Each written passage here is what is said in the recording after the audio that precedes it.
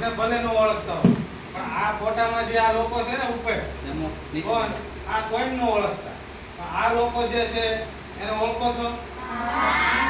ન ઓળખતા હોય તો એને ઓળખવા જરૂરી છે. કેમ કે આજે આપણે આવા સારા ઘરમાં બેઠા છીએ, સારા કપડાં પહેર્યા છે, ભણવાનો અધિકાર મળ્યો છે, બરોબર? કોની લીધે મળ્યો છે? આ મહામાનવોની લીધે. બાબા સાહેબ આંબેડકર તો ખરા, પણ એમની સાથે ઘણા બધા એવા સમાજ સેવકો છે જેને બાબા સાહેબની પૂર્વે પણ આપણા હક અધિકાર માટેની ઘણી બધી લડતો કરી છે. મહિલાઓ માટે ખાસ કરીને જ્યોતિબા ફૂલે, ઓળખો ને? જ્યોતિબાને ઓળખો? સ્ત્રી હતી કે પુરુષ હતા? જ્યોતિબા સ્ત્રી હતા. આપણે જીવનમાં ઓળખીએ છીએ, કઈ રીતે ઓળખીએ છીએ? જ્યોતિબા પુરુષ હતા, એમના પત્ની હતા સાવિત્રી, બરોબર? આજે આપણે જે કાંઈ નાનું આયોજન જ્યાં કર્યું છે એ આયોજનના અન્વયે હું પ્રથમ તો અજયભાઈ પરમાર અને પોપટભાઈનો આભાર વ્યક્ત કરવા માંગુ છું, કારણ કે અમે એ લોકોને જણાવ્યું ભાઈ મરવાડા તાલુકા પૂરતો અમે જે કંઈ કાર્યક્રમ નક્કી કરેલો હતો જેમાં જિગ્નેશભાઈ મેવાણી આપણે ધારાસભ્ય પોતે પધારેલા હતા અને 10,000 પુસ્તકો અમે છપાવી ચોપડાઓ અને 1 થી 8 ધોરણના વિદ્યાર્થીઓને અમે વિતરણ કરેલું હતું. તે પછી જે કાંઈ અમારી પાસે ચોપડાઓ વધ્યા એ આપણી સમાજના એક તાલુકા ગામડાઓમાં વિદ્યાર્થીઓ સુધી પહોંચે.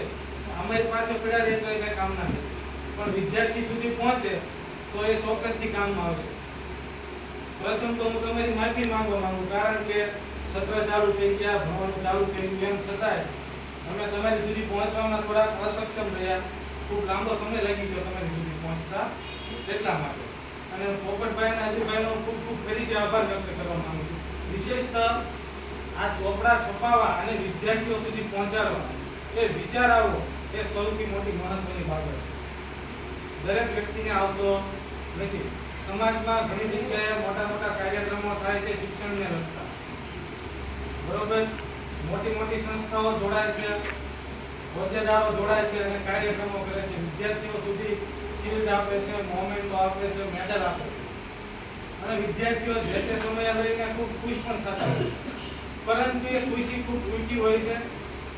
2-4 દિવસ પછી આપણે મોમેન્ટો હોય, શિલ્ડ હોય કે કોઈ પણ વસ્તુ એને પેક કરીને મૂકી દેવાનું હોય છે, કાંઈ કામ આવતું નથી. પરંતુ આ જે ચોપડા છે એ તમારે આખું વર્ષ કામ આવવાના છે. તમે જ્યારે જ્યારે ચોપડો ખોલશો ત્યારે તમને યાદ આવશે કોણ? આપણા મહામાનવો. ચોપડાના પુઠ્ઠા ઉપર રહેતા મહામાનવો દેખાઈ જશે તમને. આપણા મહામાનવોને તમે જ્યારે પણ ભણવા બેસો ને ત્યારે એક વખત ચોક્કસથી યાદ રાખો.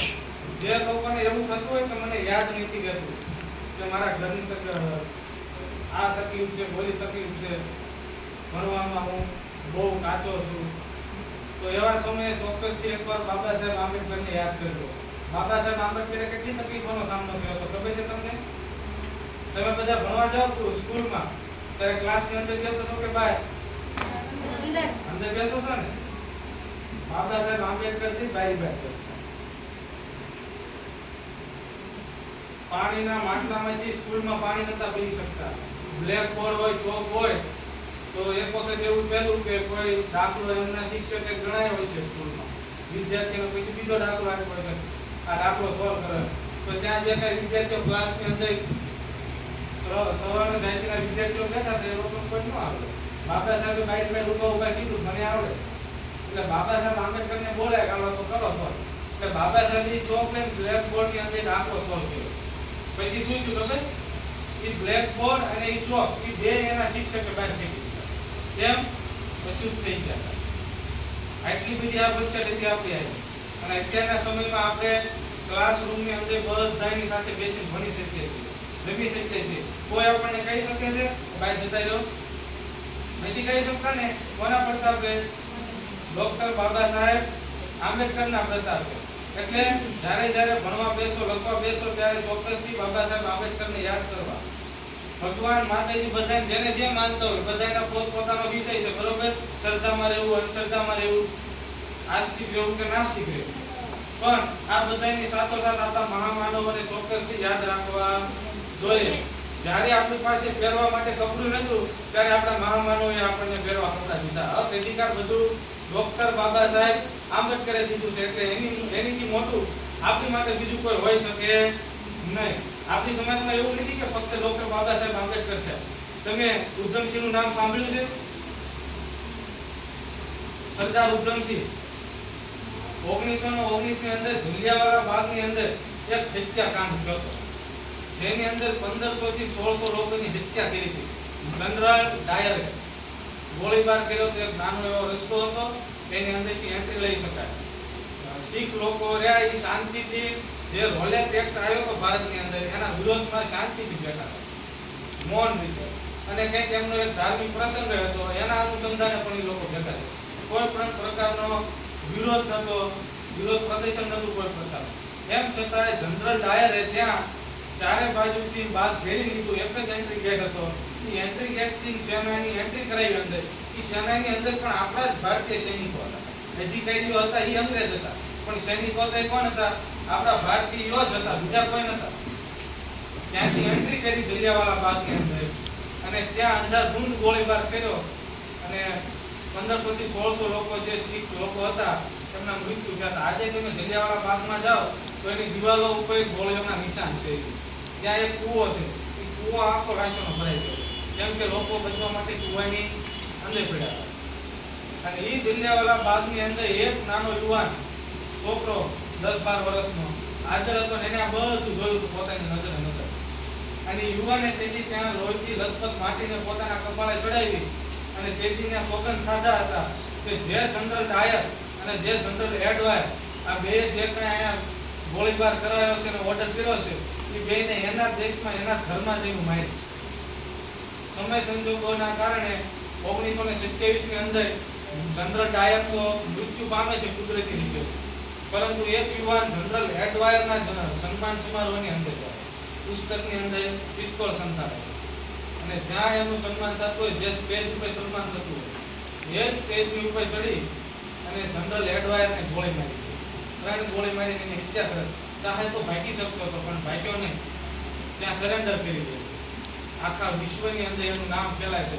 ભારતથી એક યુવાન આવ્યો, જનરલ એડવાયરને 1919 ની અંદર જે કાંઈ એને હત્યાચાર કર્યો તો, ભારતની અંદર હત્યાકાંડ કર્યો તો, એનો બદલો લઈ ગયો. એ યુવાન એટલે કોણ હતો? સરદાર ઉધમસિંહ. આપણે એના વંશજો છીએ, કોઈ બીજા નથી. આપણે કલમ ઉઠાવતા જાણીએ છીએ, તલવાર ઉઠાવતા જાણીએ.